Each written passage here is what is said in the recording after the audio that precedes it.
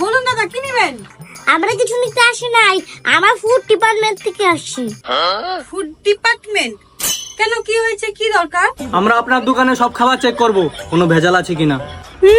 দেখা যায় চামচিকার মতো, আবার ফুড ডিপার্টমেন্ট। হ্যাঁ, চেক করেন, আমার দোকানে খাবারে কোনো ভেজাল নাই।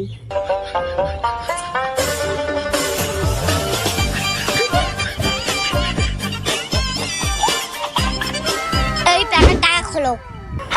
এই, এটার দাম 50 টাকা, এটা খুলে টাকা কে দিবে?